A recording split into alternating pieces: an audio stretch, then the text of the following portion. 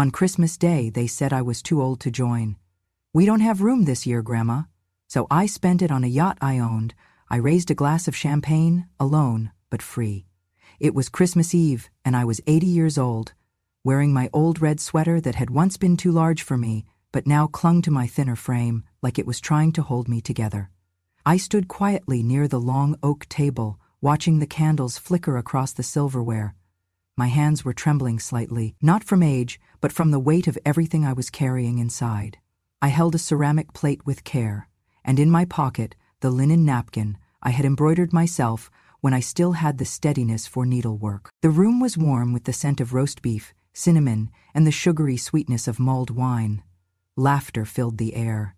The children ran circles around the legs of adults who barely noticed. I stood behind the last chair, not yet seated, not yet acknowledged. Then she spoke, my granddaughter-in-law, with a smile too polished to be sincere. "Oh, Grandma, this section's for adults now." She said it like a joke, but no one laughed. Jeremy did not look at me when he added, "You always nap halfway through dinner anyway." His voice was flat, like a waiter explaining that the kitchen had just closed. My knees bent slightly. I had not realized I had been holding my breath. My own daughter chimed in, setting her wine glass down. "Let's vote. Who actually wants her at the table?" For a moment I believed it was a test, a cruel little game they would all immediately retract, but they did not. One by one, hands went up, calm, casual, as if they were voting on pizza toppings. Nobody looked at me, not a single one of them, not even the children. I looked down at the plate in my hand, suddenly too heavy. My fingers brushed the edge of my napkin and I pulled it out just to hold on to something that was mine. There was the name Jeremy, Jeremy made with love that once mattered. Jeremy cleared his throat and delivered the final blow. "You're not really family anymore. Just a chapter we don't want to reread." I did not cry. Not there. I folded the napkin and slid it back into my pocket. No one noticed. They pulled the final chair out, not for me, but for the dog, who leapt up eagerly. I was left standing until someone muttered, "Just set her plate outside." And so they did.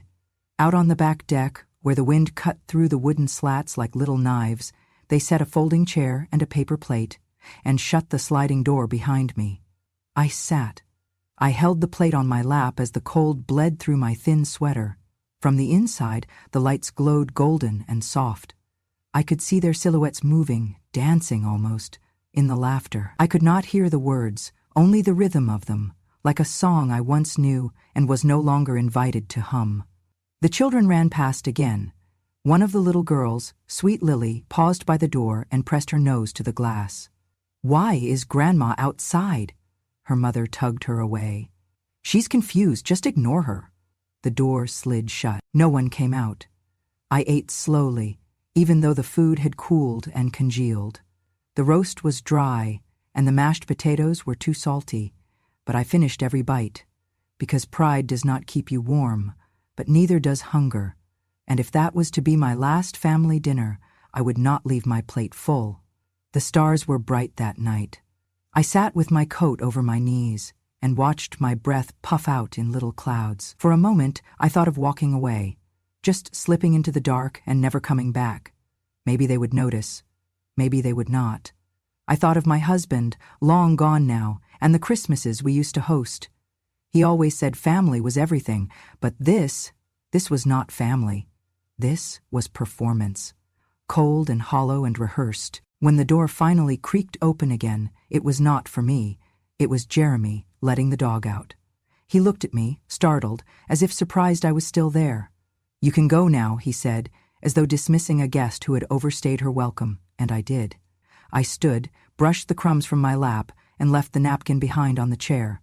But I took everything else with me, every word, every silence, every hand that rose against me, and I carried them like kindling into the long cold night.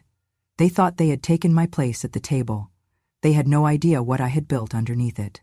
I walked back to the small rental car I had driven that evening.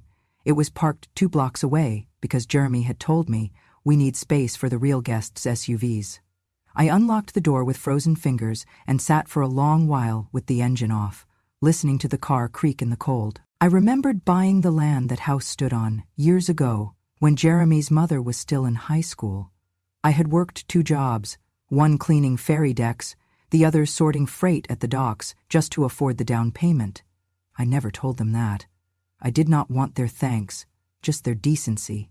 Turns out, I could not even get that.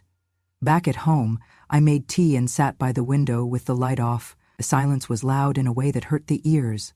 I thought of the old duffel bag in my attic, the one with the yacht documents still inside, the ones my husband and I never threw out because we always dreamed of sailing again.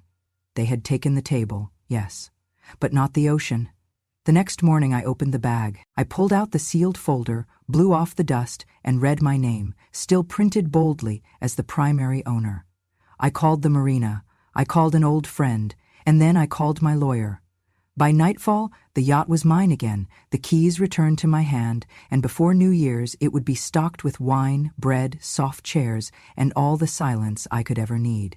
Sweet, kind silence, where no one raised hands to vote me invisible. That was the last Christmas I spent near family, but it was the first one I spent free. I could not sleep that night. The cold from the deck still clung to my bones, but it was not the wind that kept me awake. It was the silence of realization that no one sees the woman who built the house when they are too busy redecorating it in their own names. I slipped off my shoes by the door and hung my coat on the hook I had carved with my husband's initials 50 years ago. The house was dark, but I did not turn on any lights. I did not need to. I had walked this path in my mind 100 times. The attic key was still hidden in the cookie jar, beneath a bag of stale peppermint drops. I climbed the creaking stairs and opened the old cedar trunk that smelled of thyme and mothballs. From it I pulled out the thick leather binder and the smaller key that fit the safe behind the hallway painting. No one knew it was there, not even my daughter. I turned the combination, 13, 24, 58. The year I was born, the year I married, the year I buried him. Inside the safe were 3 things. First, a faded photograph of Jeremy when he was 6, missing his front teeth, covered in chocolate from the cake I had made. I had taken that picture myself the day he told me he wanted to be a captain, like on the boats. I had believed him. Second, a letter from my husband, written in thick, careful script when the tremors had just begun.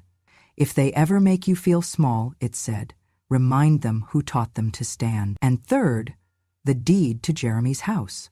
Yes, his house, or so he called it. It was still in my name. My fingers traced the embossed seal, the mortgage stamp, the final payment signed by me. I sat down slowly in the hallway chair, the safe still open behind me, the letter folded neatly in my lap. A drizzle tapped lightly on the window, and I realized it had begun to rain. How fitting. My husband always said rain was cleansing. They thought they had erased me, moved me to the edge of their lives like an unwanted footnote. They forgot I had written the prologue. I was not born into wealth. I built it. In 1978, I co-founded the Harris River Line Shipping Company. I managed the scheduling, payroll, fuel contracts, everything. We were one of the first companies to move freight up the Tennessee River faster than the highways could. It was my idea to shift to passenger excursions in the spring. My idea that brought in the cruise licensing deal. Eventually, I sold my shares and stepped away, not because I had to, but because I wanted to give them space. I wanted to be the grandma who listens, not the one who lectures. I chose silence, thinking that was kindness. Turns out, silence taught them nothing but convenience. They grew up thinking generosity was owed, not offered. I opened the folder tucked at the back of the safe. Inside was something no one in the family had ever known, a deed and partnership contract for a certain vacation villa in Gatlinburg, the one Jeremy always bragged about, the one he took his colleagues to every spring, the one they claimed as our family's retreat. It was mine. More specifically, 70% of it still was. I had purchased it 15 years ago, under the family trust, to avoid inheritance tax later, but the family trust only had one living trustee, me. They used it freely, hosted parties, redecorated it in modern stone and slate, and never once asked how it came to be. I suppose it is easier to assume comfort was always yours than to consider who paid for it. I looked at the clock. 2:57 a.m. By 3 o'clock I was dialing. "Ma'am?" came the sleepy voice on the other end. "This is the middle of the night." "This is also the end of a lie," I said. "We need to move my holdings into a different structure. I want to revoke all personal access from non-stakeholders. No more silent giving." A pause. "Would you like to come in next week?" "No," I said. "I'd like to finalize the paperwork before sunrise. Fax me whatever you must. I'll sign it now." By 4:30 IEM, I had converted the villa into a commercial asset under a private entity bearing my name. Any family member not listed as a business partner would be formally locked out. That included Jeremy. That included every single one of them. The process triggered a notification clause, something we had built in years ago. By the time they would finish their Christmas brunch and toast their mimosas, they would receive an email stating that the villa had been reclaimed for operational restructuring. I imagined the confusion, the hurried phone calls, the panic, the realization that Grandma still owned the ground they were standing on. I walked back into the living room and looked around. The same room where I had rocked Jeremy to sleep in a patched blue blanket. The same room where my daughter had painted the walls pale green. The same room where my husband had asked me, through tears, if I would be all right alone. "I will be," I whispered, "starting now." I took the linen napkin out of my coat pocket, the one with Jeremy's name stitched in blue. I placed it gently into the fire. It curled quickly, turning to ash in seconds, and then I smiled for the first time that night. By morning, I was no longer sad. I was awake, wide awake. Jeremy's voicemail came in just after 8 a.m., frantic and clipped. "Grandma, we just got an email from some legal firm saying the villa's access is revoked. What's going on?" He didn't even say good morning. His wife took over the phone halfway through the message, yelling, "This is blackmail. We already booked New Year's Eve." I didn't call back. I simply replied with one text, "This is ownership." I stood by the window of my quiet little house, watching the rain ease into a soft drizzle. My fingers traced the edge of the mug I had used for over 30 years, chipped, faded, but still mine, like me. I took a long sip, let the heat fill the hollow in my chest they had carved out the night before. They thought I was some relic that came with the wallpaper. They forgot who built the walls. The villa, my villa, was where I once nursed my husband through his final winter. He wanted to pass somewhere warm, somewhere near water, and I made that happen. I sold half of Harris River Transport for it. I bought the land, the wood, the beams, and I supervised every nail that went into the place. Jeremy was just 12 when we laid the cornerstone together. He wore little gloves and a lopsided helmet. He said, "One day, I'll bring my wife and kids here, Grandma." I had smiled and said, "Then one day, this will be yours." I had meant it. I had intended to leave it to him. That was before his voice became ice and his hands stopped reaching for mine. That was before he voted me off my own Christmas table like I was some mistake in the family album. Now, I was no longer giving anything in silence. I went to the study and opened the big leather ledger. I hadn't touched it in years. That villa, its land title, operation license, maintenance, was still 70% in my name. They used it like it was theirs, celebrated there. Filmed Instagram videos with champagne by the fireplace I'd built. It would now be converted into a luxury short-stay retreat for the elderly, fully managed, income-generating. No more family access. No more silent entitlement. My lawyer sent the enforcement letters at dawn. I included a small clause at the end. Anyone who challenged the ownership without written consent would be legally barred from the premises for life. Let them book New Year's somewhere else. Maybe they could nap halfway through dinner without worrying about Grandma spoiling the view. But even that wasn't enough. Not yet. I opened another drawer, one I hadn't touched since the funeral. Inside was a set of keys tied with a faded blue ribbon. The Harris Grace. Our boat. Our dream. Harlan and I had bought it when we turned 50, an old mid-deck cruiser we restored with our own hands. It had been sitting in a private dock for over a decade, maintained quietly under my name. I had always thought I would never return to it, that without him it meant nothing. But that morning, it felt like home. I made some calls. A few dock staff I knew, a cleaning company, a florist. I arranged for groceries, fuel, clean sheets, and a few extra bottles of the kind of wine you never drink when you're playing small. Then I wrote a list of names. Helen, who raised her twin grandsons after her daughter vanished. and now lives alone in a studio apartment with a broken heater. Dolores, whose children only show up for bank transfers and always forget her birthday. Ruth, whose son signed her into assisted living and sold her house the same week. I sent them each an invitation, 1 page, handwritten, folded with a gold ribbon. Join me for a weekend of peace, laughter, and no apologies. Harris Grace departs Friday at noon. By evening, my phone started ringing. At first, I thought they would say no, but they cried, they thanked me, they asked what to bring. I told them to bring nothing except their hearts and one story they had never told anyone. That weekend, we stood together on the top deck of the Harris Grace, watching the sun melt into the river. Dolores raised her glass and in her deep, worn-out voice said, "We used to raise families. Now we raise glasses, finally for ourselves." We all laughed, not because it was funny, but because it was real. It was the sound of our bones remembering they still had joy left in them. No one mentioned their children. No one cried about being forgotten. We talked about books, about old crushes, about recipes. We danced, slowly, clumsily, like girls who had earned the right not to care. The boat cut through the water like a promise, and I finally understood. I was never looking for a seat at their table. I just forgot I could build my own. And oh, how sweet freedom tastes when it's chilled in champagne. They could not stand it, the silence. Not when I was smiling. Not when I was visible again. So they tried to rewrite the ending. 3 days after we docked the Harris Grace, I received a formal notice, legal claim regarding the misappropriation of family property. Jeremy's name was at the top. Just below it, my eldest great-granddaughter, 18 years old, barely out of high school, already signing lawsuits against the woman who bought her diapers once. I stared at the envelope for a long time before opening it. I did not cry. Not anymore.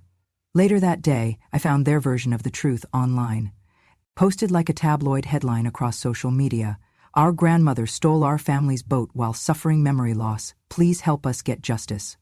Hundreds of shares, thousands of comments, hashtags like elder abuse and protect our family. Some people sent me death threats. Others told me to give back what I stole.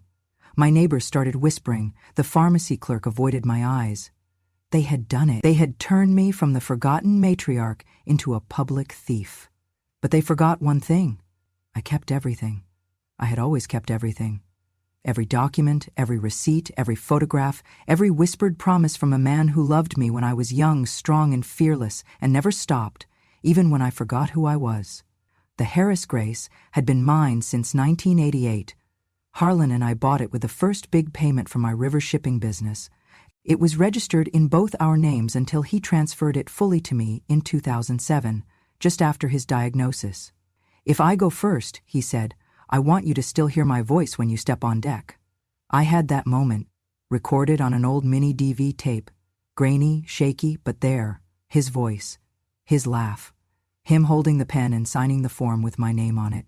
At the courthouse, the judge looked tired. She adjusted her glasses when I walked in with my lawyer. Jeremy and his daughter sat across the aisle. She wore heels too tall for someone her age. He wore smugness like a tie. My lawyer asked me if I wanted to make a statement. I nodded. "I am 80 years old. I raised Jeremy while working double shifts on the docks. I used to sew patches on his jeans and warm his milk before bed. My husband and I built a life from nothing. We didn't inherit wealth. We shoveled it out of mud and water, one crate at a time." I placed the documents on the table. Original bill of sale from 1988. Boat registry in both names. Transfer of ownership in 2007, witnessed, notarized, filed. Then I placed the USB stick on top. It was quiet as the courtroom watched the screen. Harlan's voice filled the speakers, crackly and real. "You know this is all yours, Joe. If I go first, I don't want you to ask permission to remember me." The camera shook a little, then steadied on him signing the papers. "You don't owe anyone a damn thing." I looked at Jeremy. His eyes didn't flinch, but his jaw twitched. The judge folded her hands. She didn't even ask any more questions. Her ruling was swift. "All claims of misappropriation are hereby dismissed. The court finds the plaintiff's accusations baseless. Counterclaim for defamation and legal fees awarded to the defendant. Mr. Jeremy Harris and Miss Emily Harris are ordered to pay $28,400, 0 cents in damages plus costs. It was over in 12 minutes. But outside that courthouse, it had only just begun. Reporters were waiting. I had declined interviews before, but this time I looked right at the cameras. I didn't steal anything. I built it. I earned it. And I still remember how to protect it. The story exploded online. Grandmother accused of theft proves ownership with husband's dying words. The original post Jeremy had written was deleted, but not before screenshots had been saved, reshared, mocked, and turned into TikToks with captions like, "She's not forgetful. She's just done." Jeremy stopped calling. So did the rest of them. That evening, I walked down to the dock with a bottle of wine. Dolores met me with 2 glasses. We sat on the deck of the Harris Grace while the town lights shimmered on the water. "They called you crazy," she said, clinking her glass with mine. "You showed them history." "No," I said softly. "I showed them memory, with receipts." We toasted under a full moon. I did not feel like a victim. I felt like a lighthouse. Still, lit, seen. And if they wanted to keep calling me cold, cruel, or forgetful, I would let them. Because I remembered everything now, and I was finally done pretending I had forgotten. I used to spend Christmas cleaning up after people who did not see me. I used to cook while they laughed. I used to give gifts that went unopened and unheard, stories that died before they reached the table. But not this year, not ever again. The sun was melting into the horizon, painting the sky with burnt orange and defiant gold. I stood at the stern of the Harris Grace, my old bones warmed not by youth, but by something better. Liberation. The champagne in my hand sparkled. It was not just about bubbles and celebration. It was about claiming a life I had been denied for too long. All around me, the deck was filled with women and men who had been left behind like I had. Forgotten parents, pushed aside grandparents, widows with too many memories, veterans with no calls on birthdays, former teachers, nurses, mothers, fathers, now captains of their own hour. "This sunset's got nothing on you, Joyce," said Betty, who used to be a librarian until her kids put her in a home with no books. "You always say that when you want another glass," I teased, pouring her one anyway. We clinked our drinks together, and I said, loud enough for them all to hear, "I raised them with love. They raised their hands to erase me. I choose peace." There were nods, some tears, but also laughter. For the first time in years, I was surrounded not by people who tolerated my presence, but by those who saw it as a blessing. Earlier that week, I had met a woman named Millie in a senior center downtown. Her daughter had left her there after promising to return the next day. That was in 2019. She still kept her hair in curls every Sunday, just in case. I brought her on board myself. Now she was sitting next to Dolores, watching the sea, sharing jokes I had not heard in years. I walked slowly toward the table at the front of the deck, where a small brass plaque had just been installed. It read, "The Harris Grace, reclaimed, restored, reborn." Below it, "In memory of Harlan James, in defiance of silence."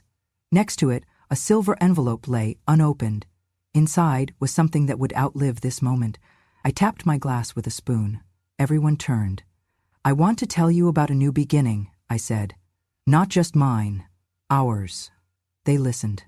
"We are not burdens," I said. "We are not background noise to their shiny new holidays. We are not mistakes to be hidden away." I lifted the envelope. "I've set up a fund. It's called Grace Second Chances. It will offer weekend retreats on this very boat, free of charge, for any senior who's been cast aside. We'll partner with care homes, social workers, libraries, wherever we can find the forgotten." The applause was not loud. It was quiet, respectful, deep, and it filled me more than any gift I had ever received. After they settled again, I added, "They called me a burden. I call this freedom." Someone handed me a candle, already lit, then another. One by one, we each lit our own and stood in a circle at the deck's edge. "I want you to remember something," I said. "If they pushed you out, it's not because you lost value, it's because they lost sight. That's not on you. It never was." We let the candles drift into the water, hundreds of tiny flames dancing out into the sea, for the ones who couldn't be here, for the ones still waiting, for the ones who might never get free. Betty sniffled. You're going to make us cry into our champagne, Joe. I smiled. Let it fizz with purpose, then. As the stars blinked into the sky and the engine hummed quietly beneath us, I looked out at the wide-open dark. There were no walls here, no tables I wasn't allowed to sit at, no votes, no doors closed quietly in my face. Only water, and wind, and freedom. The wind caught the ends of my red shawl, the same one I had worn that Christmas night, the one they made jokes about. I wore it proudly now, its loose threads flying like battle flags. Someone played a slow tune on a harmonica. Dolores hummed along. Millie danced, holding the hands of a man who used to be a mail carrier and now could not remember his zip code but still remembered how to lead. I sat beside the helm and watched. I did not feel old, I felt full. Tomorrow there would be more calls from lawyers, more headlines maybe. Jeremy might even try again. I no longer cared, because in the end I had not lost a family. I had built a new one, and this time no one would dare tell me there was no seat. I should have known they would come in costume. Jeremy showed up first, hair neatly combed, shirt tucked in, holding a bouquet of lilies as if flowers could cover the rot in his soul. Behind him trailed Melissa, my eldest granddaughter. She had a tin of cookies in one hand and her best fake smile in the other. "Grandma," Jeremy said, stepping onto the dock, "we've been doing a lot of thinking." I stood near the edge of the Harris Grace, watching the gangplank lower. The breeze carried the scent of the ocean, clean and indifferent. I said nothing. He handed me the flowers. We were wrong about everything. Melissa and I want to make things right. And Melissa added, "This boat, it belongs to you, obviously, but we were wondering if, maybe, you'd consider passing it down while you're still with us." She said it sweetly, soft as poisoned honey. "Ha!" I didn't blink. "You mean sign it over now, before I become inconvenient again?" Jeremy laughed nervously. No, it's just that the taxes and upkeep are hard for someone your age. We could handle it for you." "You think I cannot handle my own freedom?" I asked. He stiffened. "We just don't want you to be alone, Grandma." "I'm not." I turned and began walking back toward the deck. That should have been the end of it, but Jeremy followed, and his voice changed. "If we can't have it," he said, "then no one can." Something in me froze. Then he lunged. His hands shoved against my back, harder than I thought he could push. My body jolted forward, my shoes scraped against the polished teak wood of the deck. I slipped. The rail struck my ribs, and for one sickening second the world tilted. I was weightless, falling. My fingers caught the cold iron of the railing, dangling. The ocean was roaring beneath me, black and merciless. I heard Melissa gasp, not in horror, but in frustration. "Jeremy, pull her down! Just let go of her!" But then a new voice shouted, "Back away from her!" It was Sam, 76 years old, former fire captain, wore suspenders like armor, and walked with a limp that never slowed him down. He barreled forward with the fury of someone who had saved lives for decades and was not about to stop now. He grabbed Jeremy by the shoulder, yanked him back, and threw him against the side mast. Melissa screamed. Sam turned to me. "Joyce, hold on!" With shaking hands, he reached down, gripped my wrists, and with a grunt, pulled me up over the railing, back onto the deck. I collapsed into his arms. Security came running. He thought the camera was off, but Sam had backed everything up. One of the crew had already called the police. Another had checked the deck cameras, recording everything in perfect, high-definition truth. Jeremy and Melissa were arrested on the spot. The next few days moved like thunder, loud, fast, and impossible to ignore. I pressed charges for attempted murder and criminal conspiracy to seize property. My lawyers filed every motion with precision. I gave my statement under oath and didn't shed a single tear. Melissa tried to plead insanity. Jeremy claimed I tripped, and Sam overreacted, but the footage was undeniable.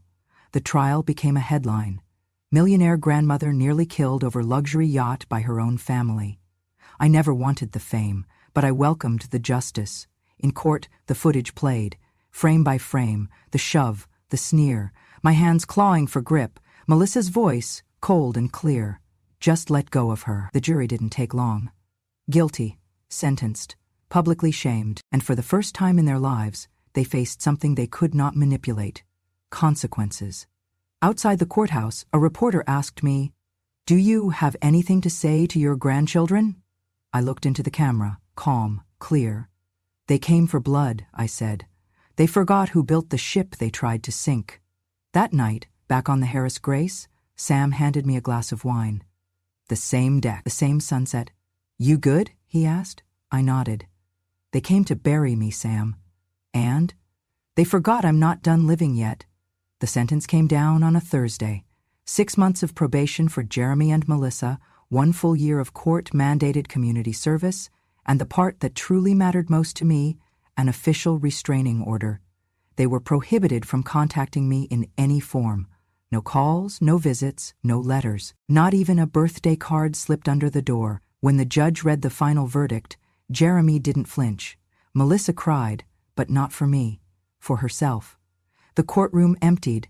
Their names were all over the news by nightfall. Millionaire matriarch survives family attack, turns her yacht into a second-chance sanctuary. From balcony to beacon, how one grandma fought back. I did not just survive Christmas. I rewrote it. I never asked for the spotlight. I asked for a seat. But when no one left one for me, I built the damn table myself. It was Sam who helped me pick the name. We sat one evening in the captain's lounge, our legs covered in soft wool blankets, nursing mugs of strong coffee. "What will you call it?" he asked. I looked out at the open sea, the fading line between water and sky. "Second table," he raised a brow. "That sounds like a restaurant." "No," I smiled. "It sounds like hope, for the ones who never got invited the first time." That winter, the Harris Grace became more than a yacht. We outfitted it with long benches, handmade quilts, shelves of donated books, and a full kitchen that ran on kindness and memories.